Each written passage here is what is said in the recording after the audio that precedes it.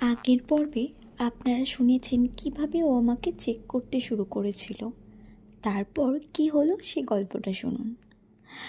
ও আমাকে নিজের দিকে পিঠ করে বসিয়ে আমার হাত দুটো উপরে তুলে দিল। ওর দুটো হাত টপের মধ্যে ঢুকে আমার পেট ঘষতে শুরু করলো। উফ, কি যে আরাম হচ্ছিল আমার, কি বলবো। বুঝতে পারলাম ওর হাত আস্তে আস্তে উপরের দিকে উঠছে। আমি কিছু বলার আগেই ওর হাত দুটো আমার বুকের মধ্যে দখল নিল। হাত দুটো আলতো করে আমার বুকের উপরে ঘষতে লাগলো। আমিও আরামে চোখ বন্ধ করে ফেললাম। হাত দুটো যেন বুকের উপর দুষ্টুমি শুরু করলো।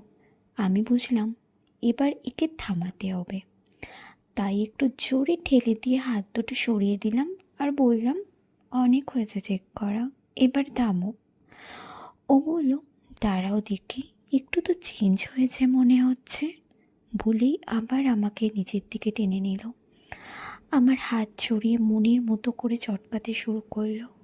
আমি চোখ বুজে আরাম উপভোগ করছিলাম। সত্যি ওর হাতে জাদু আছে। যখন ও এরকম করে আমাকে একেবারে পাগল করে তোলে।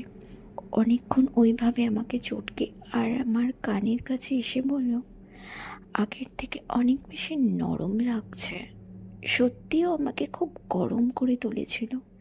এবার আমি ওকে ধাক্কা দিয়ে সরিয়ে ওর কোলের উপরে চেপে বসলাম আর দুজনে ঠোঁট মেলালাম।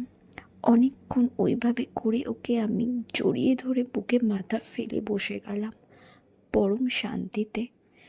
যদিও আমার ওই সময় আরও কিছু ইচ্ছে করছিল, কিন্তু চুপ করেই বসে রইলাম।